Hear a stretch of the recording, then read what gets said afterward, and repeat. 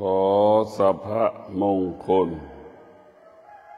จงเกิดแก่ท่านทั้งหลายมีสติรู้สิ่งที่เราควรรู้มีสติรู้สิ่งที่เราควรรู้สิ่งที่ควรนำมาปฏิบัติสิ่งที่ควรนำมากำกับกายวาจาใจของเราได้แก่สติสติเป็นสิ่งที่เราควรรู้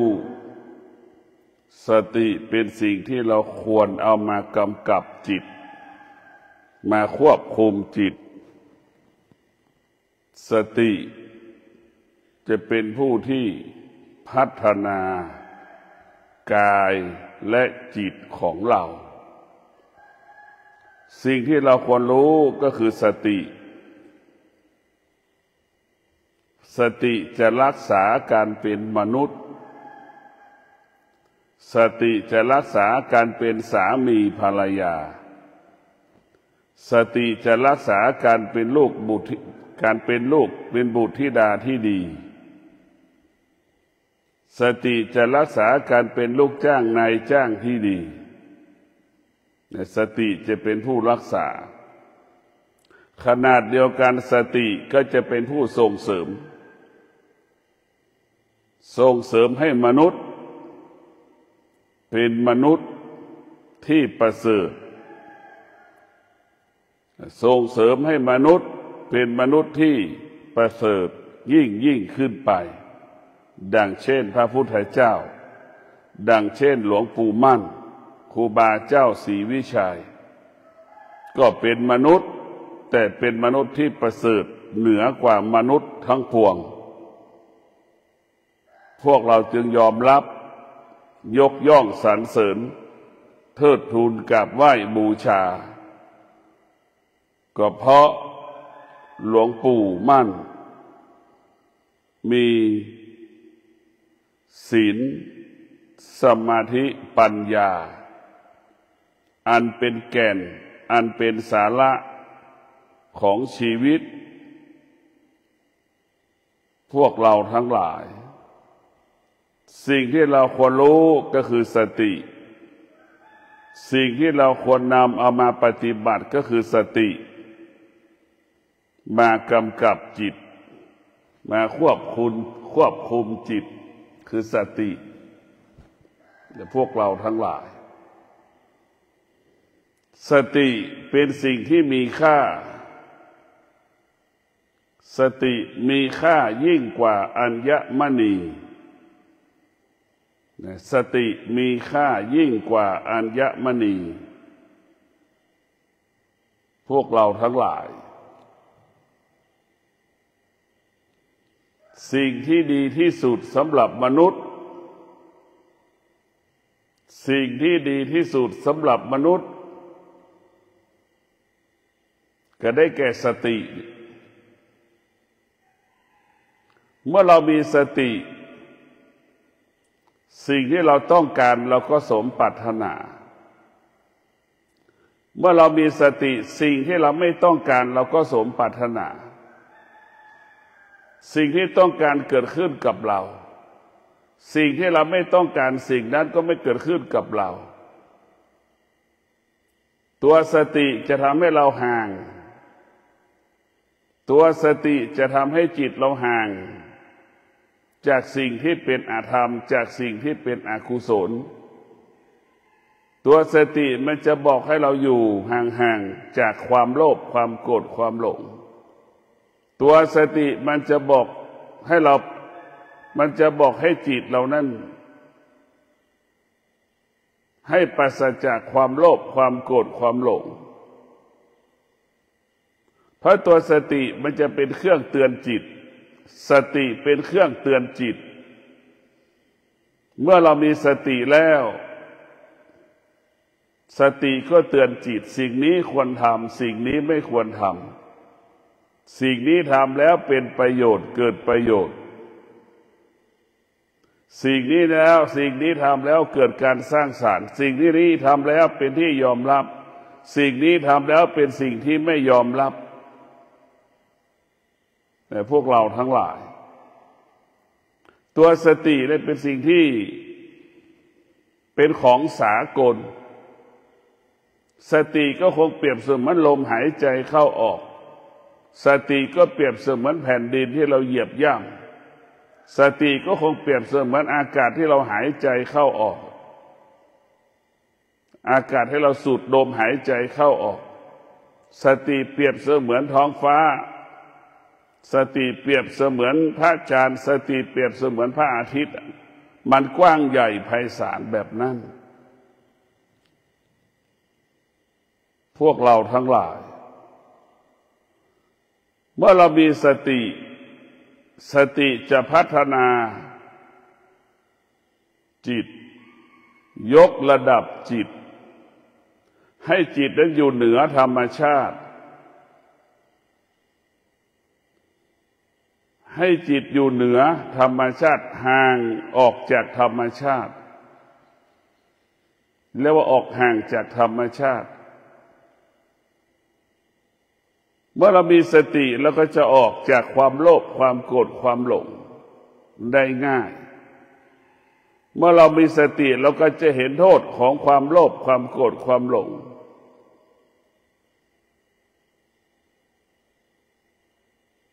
สติเป็นสิ่งที่มีพลังโดยเฉพาะธรรมะภาคปฏิบัติธรรมะภาคปฏิบัติถือมากถือคำว่าสติสติมีค่าเท่ากับพระพุทธเจ้าสติมีค่าดั่งพระพุทธเจ้าหรือสติเป็นตัวแทนพระพุทธเจ้าแต่พวกเราทั้งหลายสติได้เป็นสิ่งที่ยิ่งใหญ่พ่อแม่ครูบาอาจารย์จึงเปรียบเทียบสติเป็นเท่ากับพระพุทธเจ้าหรือเป็นตัวแทนพระพุทธเจ้าในตัวสติบุคคลที่มีสติก็มีระเบียบมีวินัยมีระเบียบมีวินัยบุคคลที่มีสติก็จะใช้ทรัพย์สมบัติให้เป็นประโยชน์สูงสุดใช้ทรัพย์สมบัติที่หามาได้ยากลำบากให้เป็นประโยชน์เกิดประโยชน์สูงสุดต่อชีวิตของเราในพวกเราทั้งหลาย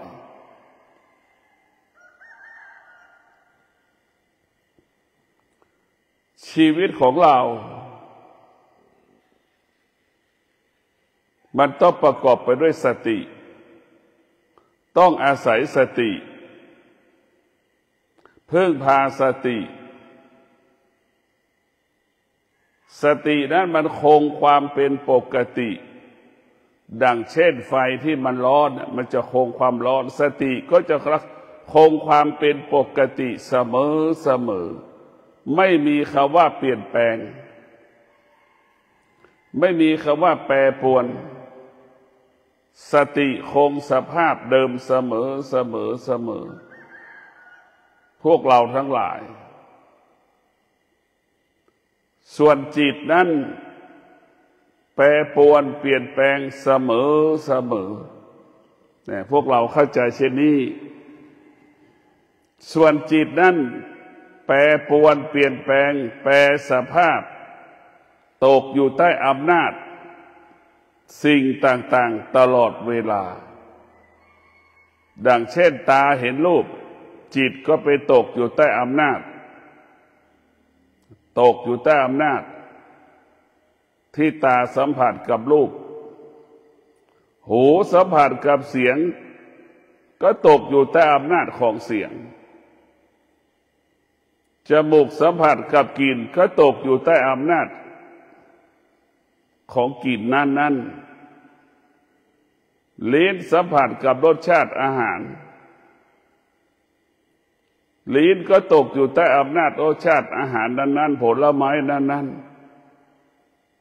ๆนี่แหละจิต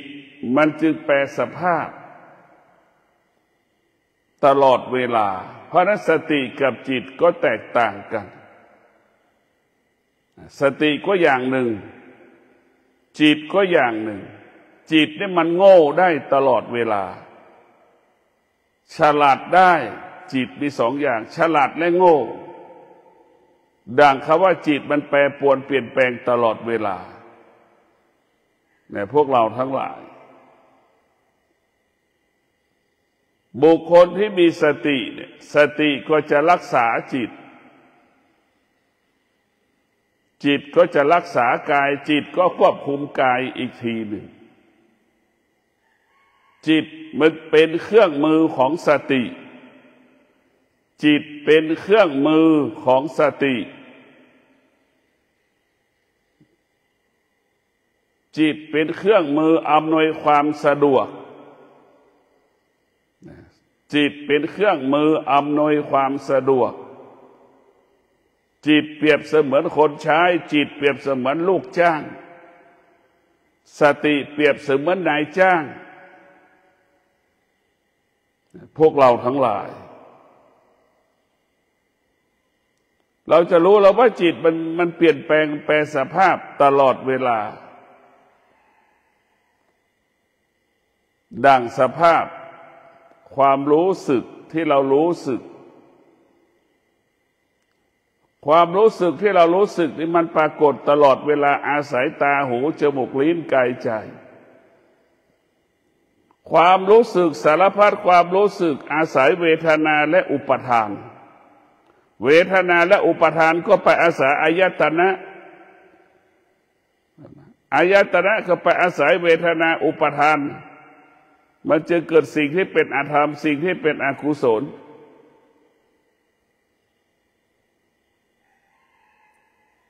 เบื้องต้นมันจะเป็นเช่นนี้เบื้องต้นหรือเป็นธรรมชาติของจิต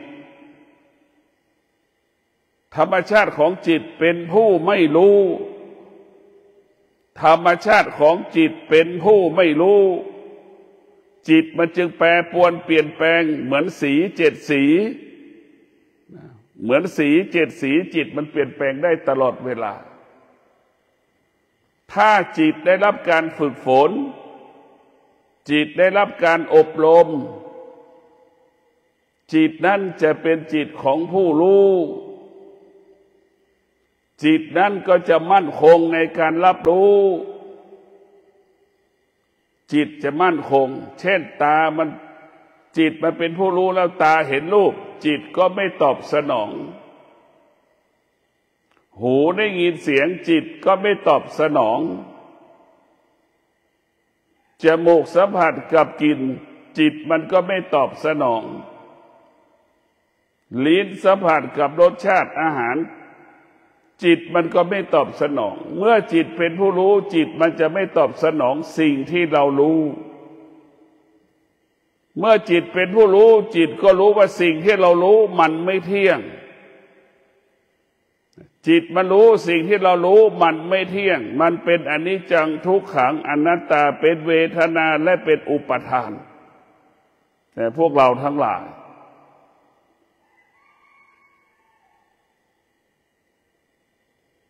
เมื่อจิตมันเป็นผู้รู้แล้วนี่มันก็จะละสิ่งที่เรารู้วางสิ่งที่เรารู้ปล่อยสิ่งที่เรารู้สิ่งที่เรารู้มันเป็นไฟสิ่งที่เรารู้มันเป็นไฟจิตจะไม่ติดกับสิ่งที่เป็นไฟตาเป็นของร้อนจิตมันก็รู้มันก็ไม่ให้ตานั้นไปยึดติดในสิ่งในรูปมันรู้ว่าตาเป็นของร้อนหูก็เป็นของร้อนจิตมันก็จะบอกให้เรารู้งดการรับรู้ของเสียงงดการรับรู้ของรูปยุติความรู้สึกสารพัดความรู้สึกที่มันอาศัยตา หูจมูกลิ้นกายใจจิตของผู้รู้นั้นพวกเราทั้งหลายมันจะอยู่เหนือสิ่งที่เรารู้แล้วมันก็ละสิ่งที่เรารู้มันก็ไม่ตามรู้มีแค่3ตัวจิตผู้รู้อยู่เหนือสิ่งที่เรารู้รู้แล้วก็ละสิ่งที่เรารู้แล้วก็ไม่ตามรู้จิตของผู้รู้จะไม่ตามรู้พวกเราทั้งหลายเมื่อจิตได้รับการฝึกฝนอบรมแล้วจิตนั้นจะเป็นผู้รู้กินก็แค่อิ่มมันก็จะรู้ความจริงว่าหลักการกินคือกินให้มันอิ่มอร่อยไม่มีอร่อยนี่ไม่มีเลยอร่อยไม่มีค่ารสชาติไม่มีค่าสิ่งที่มีค่าคือกินให้อิ่มมีชีวิตดำรงตนปฏิบัติหน้าที่การเป็นสมณะการเป็นนักบวชการเป็นสามีการเป็นภรรยาการเป็นพ่อเป็นแม่เป็นลูกเป็นนายจ้างลูกจ้างให้มันสมบูรณ์แบบกินแค่นี้หน้าที่ของการกินคือกินให้มันอิ่มนี่แหละคือจิตของผู้รู้มันก็จะรู้ความจริงเสื้อที่เราใส่เสื้อที่เรานุ่งกางเกงที่เรานุ่งเราใส่นั้นก็คือใส่เพื่อปกปิดร่างกายกันร้อนกันหนาวกันแมลงป้องกันแมลงกัดต่อยและจิตผู้รู้สวยงามไม่มีค่าในการใส่เสื้อผ้ายี่ห้อต่างๆแบรนด์เนมต่างๆก็ไม่มีค่าสำหรับจิตของผู้รู้ใส่เสื้อผ้าตามความเป็นจริงก็คือปกปิดร่างกายกันร้อนกันหนาวป้องกันแมลงกัดต่อยนี่แหละคือหลักการใส่เสื้อผ้าตามความเป็นจริงนี่แหละคือจิตผู้รู้จึงไม่มีการปรุงแต่งใส่เสื้อผ้าตามความเป็นจริงพวกเราทั้งหลายจิตของผู้รู้ก็จะนอนให้มันหลับก็จบนอนให้มันหลับไม่มียุงมารบกวนก็พออันนี้แหละจิตผู้รู้อยู่กับความเป็นจริงเรียกว่ากินก็เป็นความจริงนอนก็เป็นความจริงจิตของผู้รู้มันก็บอกอีกว่านอนด้วยสมาธิเท่านั้นทำให้สุขภาพดีอายุยืนเนี่ยพวกเราทั้งหลายจิตของผู้รู้มันจะบอกให้เรานอนด้วยสมาธิเอาสมาธิมากำกับลมหายใจเข้าออกขณะที่เรานอนหลับก่อนที่เราจะนอนหลับเราก็เอาสมาธินอนด้วยสมาธิเรียกว่านอนด้วยสมาธิสุขภาพดีอายุยืนนอนด้วยสมาธิไม่มีอดีตไม่มีอนาคตไม่มีอดีตไม่มีอนาคตอยู่กับปัจจุบันรู้ว่านอนอยู่มีสติรู้ลมหายใจเข้ารู้ลมหายใจออกขณะที่เรานอนนี่แหละคือเราอยู่กับความเป็นจริงแต่พวกเราทั้งหลายคนส่วนมากเนี่ยมันนอนด้วยความคิดเมื่อนอนด้วยความคิดมันก็ทำลายชีวิตทำลายสุขภาพ1 คืน 1 วันนี้เส้นเลือดติดแตกเป็นอัมพฤกษ์อัมพาตกี่รายเพราะเราคิดถึงอดีตเพราะเราคิดถึงอนาคตอดีตมันเป็นจริงมันก็ผ่านไปแล้วอนาคตมันเป็นจริงมันก็ยังไม่เกิดไอ้จิตที่ไม่ได้ฝึกมันก็จะตกอยู่ใต้อำนาจอดีตอนาคตส่วนจิตที่มันฝึกฝนนอนสมาธิเอาสมาธิมากำกับลมหายใจเข้าออกขณะที่เราจะนอนหลับเรียกว่านอนด้วยสมาธิสุขภาพดีอายุสั้นสุขภาพดีอายุสั้นตัวสติเนี่ยมันจะอยู่กับ สติก็ดีจิตก็ดีที่รับการฝึกฝนมันจะอยู่กับความเป็นจริงตลอดทุกอย่างอยู่กับความเป็นจริงเอาจิตเอาจิตไปไว้กับเท้าขวาที่ย่างเอาจิตไปไว้เท้าซ้ายที่ย่างอย่างนี้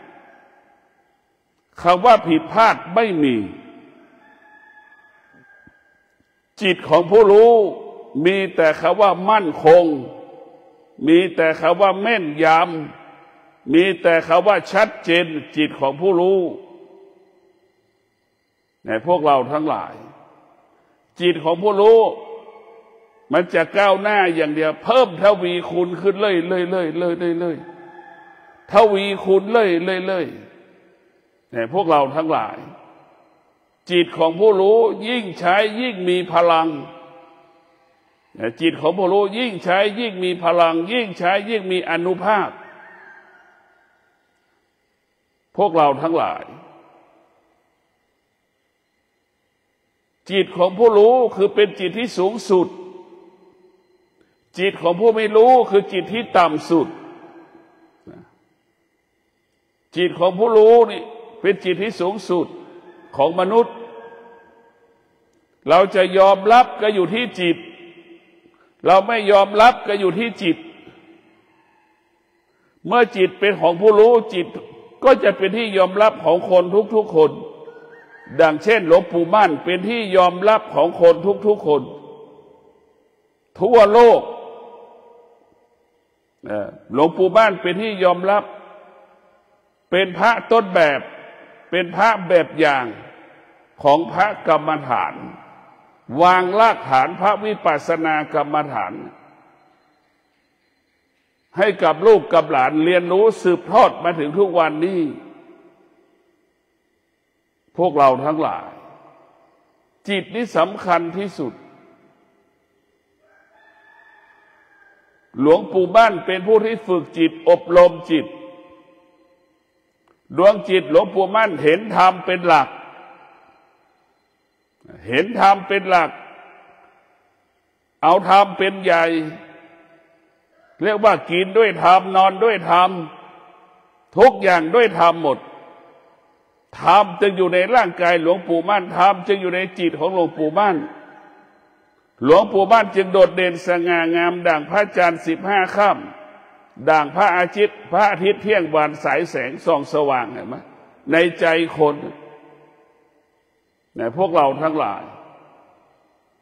จิตของผู้รู้มันโดดเด่นสง่างามดั่งพระจันทร์15 ค่ำดั่งพระอาทิตย์เที่ยงวันจิตของผู้รู้จะสง่างามและโดดเด่นอยู่ในหัวใจของคนอยู่ในหัวใจของมหาชนในพวกเราทั้งหลายจิตของผู้รู้นี่มันก็จะรู้เรื่องธรรมรู้เรื่องธรรมแล้วก็ละธรรมรู้ธรรมแล้วก็ละธรรมจิตของผู้รู้จะไม่สะสมสิ่งที่เรารู้สิ่งที่เรารู้มันเป็นเรื่องอดีตมันจะไม่สะสมสิ่งที่เรารู้มันก็จะละสิ่งที่เป็นอดีตทั้งสิ้นละเพราะนั้นจิตของผู้รู้ก็จะอยู่ที่กายอยู่ที่จิตอยู่ที่กายของตัวเองเป็นที่ตั้งจิตของผู้รู้มันจะบอกว่าร่างกายของเรานี่แหละเป็นบ้านของจิตอารมณ์ของธรรมนั่นแหละเป็นอาหารของจิตอารมณ์ของธรรมเนี่ยเป็นอาหารของจิตแต่พวกเราทั้งหลายทุกอย่างมาอยู่นี่แหละอยู่ที่ร่างกายเราหมดจิตของผู้รู้จะอยู่ที่กายกับจิตเห็นจิตในจิตเห็นกายในกายเห็นกายว่าเป็นสิ่งที่ไม่เที่ยงแต่พวกเราทั้งหลายมันจะฝึกมันตลอดเวลาฝึกตลอดเมื่อเรามีสติพวกเราทั้งหลายชาวบ้านมีสติชาวบ้านทำงานก็ประสบความสำเร็จชาวบ้านขาดสติ ชาวบ้านทำงานไม่ประสบความสำเร็จนี่คือมันง่ายๆเราจะเห็นสิ่งที่มันหงายกับสิ่งที่มันคว่ำมันก็มาบอกให้รู้ว่าเมื่อเรามีสติคิด10 ครั้งก็สำเร็จ10 ครั้งพูด10 ครั้งก็สำเร็จ10 ครั้งทำการใดๆ100 ครั้งก็สำเร็จ100 ครั้งเพราะสติทำให้เราบรรลุเป้าหมายดังใจเราปรารถนานะสติบรรลุทำให้เราบรรลุเป้าหมายเราจะบรรลุเป้าหมายได้ต้องอาศัยสติเท่านั้นสติเท่านั้นที่จะทำให้เราบรรลุเป้าหมายสติเปรียบเสมือนเข็มทิศชี้ทางให้เราเดินสติเปรียบเสมือนพาหนะที่จะนำพาเราเดินสู่โลกุตระสติเป็นพาหนะที่จะนำพาเราออกจากโลกียะสติเปรียบเสมือนแสงสว่างส่องทางให้เราเดินคือตัวสติเปรียบเสมือนอาหารอันเลิศอันประเสริฐสติมันเป็นเภสัชสติมันเป็นยาพวกเราทั้งหลายสติมันเป็นบ้านมันเป็นทุกอย่างสติพวกเราทั้งหลายลมหายใจเข้าออกมีสติมันก็เบิกบานผ่องใสลมหายใจเข้าออกขาดสติจิตใจก็เศร้าหมองจิตใจเศร้าหมองจิตใจไม่เบิกบานพวกเราทั้งหลายตัวสติได้เป็นสิ่งที่มีค่ามากมายมหาศาลเราจะเห็นว่าสติมันเป็นพลังมันมีพลังมากสติมันมีพลังและมีพลังมากพวกเราทั้งหลายคนที่อาศัยจิตกับคนที่อาศัยสติก็แตกต่างกันดังพระพุทธเจ้าเนี่ยอาศัยสติตลอดเวลาชาวโลกทั้งหลายอาศัยจิตตลอดเวลาเพราะชาวโลกไม่ได้ฝึกจิตมันจึงเห็นจิตเป็นสิ่งที่มีค่าชาวโลกที่ฝึกจิตอบรมจิตก็จะเห็นสติเป็นสิ่งที่มีค่าสติเป็นสิ่งที่มีค่าสำหรับผู้ที่ฝึกจิตผู้ที่ไม่ฝึกจิตก็เห็นจิตมีค่าจริงๆแล้วจิตเราจะหมดมีค่าหรือไม่มีค่าอยู่ที่เราฝึกฝนจิตมันหมดค่าเมื่อเราไม่ฝึกฝนแต่พวกเราทั้งหลายดังอัญมณีนั้นเป็นก้อนหินมันก็มีค่าเล็กๆน้อยๆเมื่อเราผ่าออกมาแล้วเราจะรู้ว่ามันมีค่าขนาดไหนจิตที่ฝึกจิตเป็นผู้รู้จิตนั้นจึงมีค่าส่วนมากชาวโลกไม่ได้ฝึกฝนจิตชาวโลกไม่ได้ฝึกฝนจิตของชาวโลกจึงเป็นผู้ไม่รู้เมื่อจิตมันของชาวโลกเป็นผู้ไม่รู้จิตตรงนั้นมันก็ตกอยู่ใต้อำนาจความพอใจความไม่พอใจความสุขความทุกข์ที่มันปรากฏขึ้นในกายในจิตเราอายตนะของเราเห็นไหมจิตของพวกนั้นไม่ฝึกตกอยู่ใต้อำนาจความสุขความทุกข์สุขเกิดทุกข์เกิดก็สำแดงอาการแต่พวกเราทั้งหลายสุขเกิดก็สำแดงอาการทุกข์เกิดก็สำแดงอาการจิตที่ไม่ได้ฝึกจะเป็นเช่นนี้ส่วนจิตที่ฝึกฝนอบรมจิตจะไม่สำแดงอาการเมื่อสุขทุกข์ปรากฏจิตจะสงบนิ่งเฉยต่อสุขทุกข์ที่มันปรากฏเพ ราะจิตเป็นผู้รู้ว่าสุขมันไม่เที่ยงทุกข์มันไม่เที่ยงจิตจึงสงบเมื่อสุขปรากฏทุกข์ปรากฏจิตก็สงบพวกเราพิจารณาแบบนี้อย่างนี้พวกเราทั้งหลายเราต้องพิจารณาแบบนี้อย่างนี้เราต้องพิจารณาอย่างละเอียดแล้วเอาสติกับจิตให้มันเป็นเนื้อเดียวกันทุกวันในสติก็อีกอย่างหนึ่งจิตก็อีกอย่างหนึ่งเห็นไหมเราจะต้องเอาจิตกับสติมารวมกันเป็นหนึ่งด่างต้นมะม่วงโชคอนันต์กับต้นมะม่วงเขียวเสวยนี่เราจะเอาสองกิ่งเนี่ยมาเสียบกิ่งติดตาให้เป็นต้นเดียวกันนั่นแหละคือกายกับจิตก็เป็นเช่นนั้นด่างมะม่วงโชคอนันต์ก็เขียวเสวยที่เรามาเสียบกิ่งติดตากายเป็นต้นเดียวกันเนื้อเดียวกันสติกับจิตก็เช่นนั้นแหละเอาจิตกับสติให้ไปเป็นเนื้อเดียวกันดั่งมะม่วงต้นมะม่วงเขียวเสวยกับต้นมะม่วงโชคอนันต์เสียบกิ่งติดตา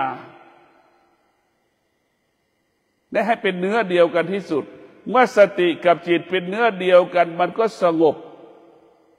มันก็เป็นฝ่ายของผู้รู้ผู้รู้ผู้รู้ผู้รู้ผู้รู้เมื่อกายกับจิตรวมกันเป็นหนึ่งกายกับจิตก็จะอยู่กับธรรมอาศัยธรรมตลอดกาลเวลาธรรมจะเป็นอาภรณ์ของจิตที่เป็นผู้รู้จิตของผู้รู้ธรรมเป็นอาภรณ์ของจิตของผู้รู้เป็นอาหารชั้นหนึ่งของผู้รู้จิตของผู้รู้พวกเราต้องมีสติพิจารณาเราจะเห็นได้ว่าจิตของผู้รู้ที่สุดก็คือสงบนิ่งสงบนิ่งรู้และสงบนิ่งรู้ด้วยวิชาปัญญาสงบนิ่งด้วยวิชาปัญญาสงบนิ่งด้วยวิชาปัญญา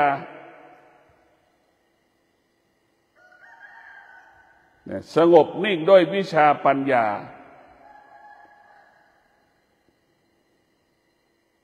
เพราะสติกับจิตเราด้านมันสงบนิ่งด้วยวิชาปัญญารู้พ่อแม่ครูบาอาจารย์จึงบอกพระอรหันต์กับคนบ้ามันใกล้กันพระอรหันต์เป็นผู้รู้แต่ไม่ตอบสนองสิ่งที่เรารู้ไม่สำแดงอาการต่อสิ่งที่มันปรากฏพระอรหันต์ก็คงเปรียบเสมือนก้อนหินก้อนหนึ่งมั่นคงเหมือนก้อนหินถูกสภาพฤดูร้อนก็นิ่งฤดูฝนก็นิ่งฤดูหนาวก็นิ่งเป็นสภาพนั่นแหละแต่พวกเราทั้งหลายเราต้องมีสติพิจารณามีสติพิจารณามีสติพิจารณามีสติพิจารณาในการดำเนินชีวิตแต่ละวันเราต้องมีสติผู้ปฏิบัติธรรมก็ต้องมีสติผู้ที่ประกอบอาชีพก็ต้องมีสติ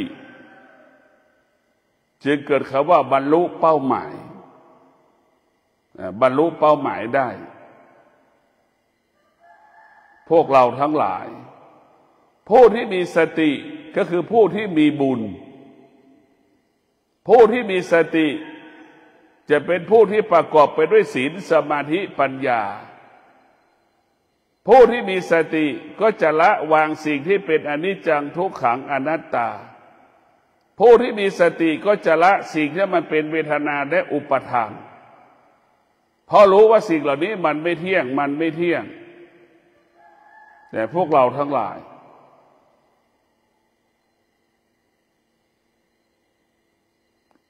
เรามีสติที่จะออกจากความทุกข์ได้แต่มีสติออกจากตัวทุกข์ได้มีสติออกจากทุกข์ก็คือมีสติรู้ว่ามันทุกข์แล้วก็สงบ เราสงบนิ่งทุกข์ก็ไม่สามารถปรากฏที่กายที่จิตเราได้ให้มีสติรู้เท่าทันสิ่งที่เรารู้มีสติรู้เท่าทันสิ่งที่เรารู้สิ่งที่เรารู้ไม่สามารถทำให้กายเราสะเทือนหวั่นไหวได้ไม่สามารถทำให้จิตเราสะเทือนหวั่นไหวได้เพราะจิตเรารู้สิ่งที่เรารู้เท่าทันสิ่งที่เรารู้เท่าทันสิ่งที่เรารู้เราก็อยู่เหนือสิ่งที่เรารู้เท่าทันสิ่งที่เรารู้มันไม่สามารถหลอกเราได้เท่าทันสิ่งที่รู้ไม่สามารถหลอกเราได้เท่าทันสิ่งที่เรารู้เท่าทันสิ่งที่เรารู้เท่าทันสิ่งที่เรารู้เนี่ยพวกเราทั้งหลายมีสติรู้มีสติรู้มันอยู่ที่ตัวรู้เท่านั้นพวกเราทั้งหลายธรรมะภาคปฏิบัติรู้เพื่อมาให้มันรู้เพื่อมาให้มันรู้ดังที่บอกแล้วว่าสิ่งที่เรารู้มันไม่เที่ยงมันเป็นอนิจจังทุกขังอนัตตาสิ่งที่เรารู้มันเป็นอนิจจังเป็นทุกขังเป็นอนัตตานั่นแหละพวกเราทั้งหลายเมื่อจิตมันเป็นจิตผู้รู้แล้วนี่มันจะไม่ยึดติดสิ่งที่มีอยู่บนโลกใบนี้เพราะโลกใบนี้เป็นอนัตตามันควบคุมไม่ได้เมื่อมันรู้มันก็อยู่นิ่งสงบนิ่งรู้สิ่งที่มันรู้พอแล้วสงบนิ่งสิ่งที่เรารู้แล้วก็อยู่เหนือสิ่งที่เรารู้นั่นแหละสงบนิ่งเท่าทันสิ่งที่เรารู้นั่นคือสงบนิ่งพวกเราทั้งหลาย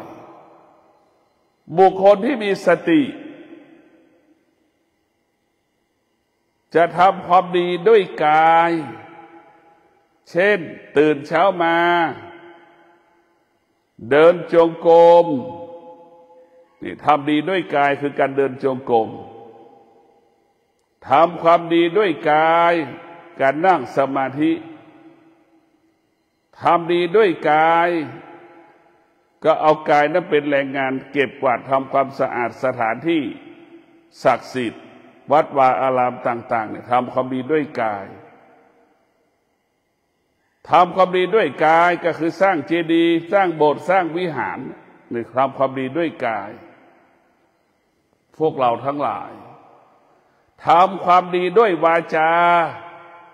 ตื่นเช้ามาล้างหน้าเป็นฟันแล้วก็เอาสวดมนต์เนี่ยเอาปากของเราสวดมนต์นี่แหละสรรเสริญพระธรรมคำสอนของพุทธเจ้าเนี่ยทำดีด้วยวาจาคือทำดีด้วยปากของเราเอาปากของเราได้ประกาศบอกให้คนรับรู้ทางสายเอกหลวงปู่มั่นเป็นสำนักวิปัสสนาเป็นที่ปฏิบัติธรรมเนี่ยนี่แหละคือเอาปากไปสื่อสารความจริงเราจะทำดีด้วยปากก็บอกให้เขาเอาความจริงมาอบรมสั่งสอนบอกให้ผู้อื่นหรือเอาความจริงมาแบ่งปันให้กับผู้อื่นนั่นคือโดยใช้ปากของเราบอกสอนวิชาชนาก็ดีโต้แย้งขัดแย้งกันก็ดีเพื่อให้ได้เรื่องความจริงทำความดีด้วยปากทำความดีด้วยวาจาทำความดีด้วยใจระลึกถึงทำความดีด้วยใจก็คือทำความดีด้วยสติมีสติรู้มีสติรู้มีสติรู้เมื่อเรามีสติรู้เท่ากับรู้ความจริงของโลกรู้ความดีของโลกมีสติรู้มีสติรู้มีสติรู้พวกเราทั้งหลายนี่เป็นสิ่งที่ประเสริฐที่สุดมีสติรู้มีสติรู้ผู้ที่มีสติจึงเอาทำดีด้วยกายวาจาใจกายวาจาใจตกอยู่ใต้อำนาจของศีลสมาธิปัญญาศีลสมาธิปัญญาจึงเป็นผู้กำกับกำหนดควบคุมกายวาจาใจของเราพวกเราทั้งหลาย เรามีสติบุคคลที่มีสติจะเป็นผู้ที่โชคดีที่สุดโชคดีก็คือทำงานสำเร็จทำอะไรก็สำเร็จเพราะเรามีสติรู้เมื่อเรารู้อย่างเงี้ยเราก็มันจบที่เรารู้มันจบตัวที่เรารู้แล้วมันจบไม่ได้ก็เพราะมันไม่รู้อีกเนี่ยพวกเราทั้งหลายมันไปต่อได้ก็เพราะมันรู้นั่นแหละสืบเนื่องต่อเนื่องก็คือตัวสตินี่แหละคุณภาพประสิทธิภาพก็คือสตินี่แหละสติก็มีค่าเท่ากับการประกันการเป็นมนุษย์สติมีค่าเท่ากับการประกันการเป็นมนุษย์เนี่ยพวกเราทั้งหลายมนุษย์ที่ประเสริฐก็คือมนุษย์ที่มีสติมนุษย์ที่ประเสริฐคือมนุษย์ที่มีสติมนุษย์ที่มีสติก็เป็นมนุษย์ที่เสียสละพวกเราทั้งหลาย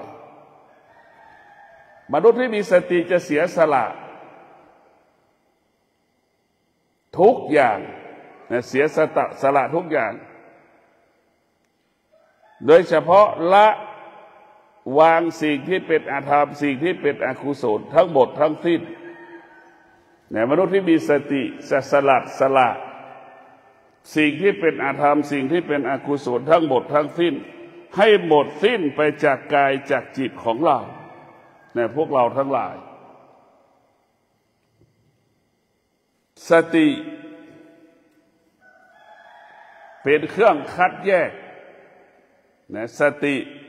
เป็นเครื่องคัดแยกสิ่งที่เป็นอธรรมสิ่งที่เป็นอกุศลออกจากกายออกจากจิตสิ่งนี้เป็นอธรรมสิ่งนี้เป็นอกุศลเอาออกให้หมดให้ร่างกายเราเหลือแต่ธรรมเท่านั้นสติจะแยกธรรมชาติออกจากกายจากจิตให้หมดให้กายเหลือแต่ธรรมให้จิตเหลือแต่ธรรมเท่านั้นแต่พวกเราทั้งหลายทุกคนที่เกิดมาแล้วต้องการความสำเร็จบุคคลที่จะประสบความสำเร็จต้องประกอบไปด้วยสติสัจจะวิริยะขันติสติสัจจะวิริยะขันติเป็นบิดาบรรดาคำว่าสำเร็จเป็นบิดาบรรดาของคำว่าสำเร็จเราจะสำเร็จได้ต้องมีสติสัจจะวิริยะขันติเป็นความสำเร็จที่บริสุทธิ์ดังพระอรหันต์ได้บรรลุธรรมดังหลวงปู่มั่นได้บรรลุธรรมดังครูบาเจ้าศรีวิชัยได้บรรลุธรรมหลวงปู่แหวนได้บรรลุธรรมก็เพราะสติสัจจะวิริยะขันตินี่แหละก่อการกำเนิดคำว่าบริสุทธิ์ก่อการกำเนิดคำว่าหมดจดผ่องใสให้กำเนิดคำว่าเบิกบานผ่องใสตลอดเวลาพวกเราทั้งหลายสติก็อย่างหนึ่งจิตก็อย่างหนึ่งสติคงความเป็นปกติไม่มีการเปลี่ยนแปลงส่วนจิตนั้นแปรปรวนเปลี่ยนแปลงตลอดเวลาหากจิตได้รับการฝึกฝนจิตนั้นไม่มีการเปลี่ยนแปลงจิตนั้นจะมั่นคงเพราะจิตนั้นอาศัยสติจิตนั้นอาศัยสติจิตนั้นถูกสติควบคุมจิตนั้นถูกสติกำกับจิตจึงเป็นจิตของผู้รู้อยู่ในธรรมเรียกว่ากินกับธรรมนอนกับธรรมจิตมีสติก็ขอความสุขสวัสดีจงเกิดแก่ท่านทั้งหลายมีสติรู้มีสติรู้รักษาการเป็นมนุษย์รักษาการเป็นสมณะรักษาอำนาจรักษาตำแหน่งรักษาอาชีพรักษาทรัพย์รักษาสมบัติรักษาการเป็นพ่อแม่สามีภรรยาลูก ขอเจริญพร